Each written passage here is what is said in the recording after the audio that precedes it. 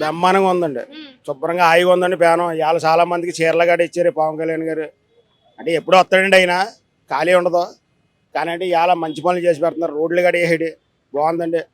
పల్లెటూరు ఉప్పాల్లో ఇవన్నీ కూడా రోడ్లు వేసాడు. సామలకోట రోడ్డు వేసాడు. ఈ బ్రిడ్జి కూడా పడిపోద్దండి. ఇప్పుడు ఆల్రెడీ పాస్ అయ్యిందండి, పడిపోద్ది.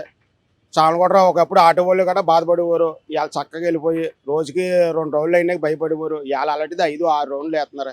రూపాయి డబ్బులు సంపాదించిన భార్య భర్తలు అందరూ చల్లగా ఉంటున్నారు. బాగుందండి, పరిపాలన అయితే బాగుందండి పిఠాపురం వస్తేనే. మరి ఉండి గోల్ది ఎలా ఉంటుందో చెప్పలేం అంతే. ఏదైనా మంచి కార్యక్రమాలకి పిఠాపురమే తొలి అడుగుగా మొత్తం కార్యక్రమాలు ఇక్కడ స్టార్ట్ ఓ చేస్తున్నారు. రైతాంగానికి అదే అండి. ఏదైనా సరే సమస్య వచ్చిందంటే ఏదైనా సరే ఏదైనా వచ్చినా 2 లక్షలు, 1 లక్ష రూపాయలు సాయం చేస్తున్నారు.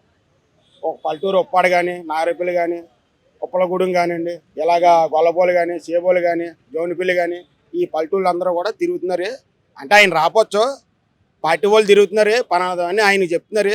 ఎవరన్నా ఇంట్లో ఏమైనా సమస్య ఉంటే, ఎవరన్నా రైతాంగంలో ఏమైనా బాధలు ఉంటే 2 లక్షలు, 3 లక్షలు సాయం చేస్తున్నారా. ఇంటికాడ పిల్లలకి అక్కడ చదువులకి వాటికి ఉపయోగిస్తున్నారు. ఇప్పుడు సూపర్ 6 పథకాలు అని చెప్పి పెట్టారు కదా. సూపర్ 6 పథకాల గురించి మీరు ఏమనుకుంటున్నారు? అవన్నీ జరుగుతాయండి. అంటే ఇప్పుడు కదండి, గట్టిగా అయితే 2 సంవత్సరాలు అవుతుంది.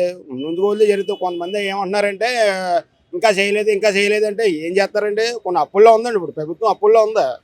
ఇప్పుడు జగన్ గారు ఉన్నారండి, మాకు 2 ఎకరాల భూమి ఉంది. 2 ఎకరాల భూమిలో రాయి వేసాడు. మా తాత సంపాదించిన అంతలో రాయి వేసాడు. నాకు జబ్బు చేసి ఒరిజినల్ పట్టాలమ్మా ఆయన దగ్గర ఉండాలంట, డూప్లికేట్ పట్టాలు మా దగ్గర ఉండాలంట.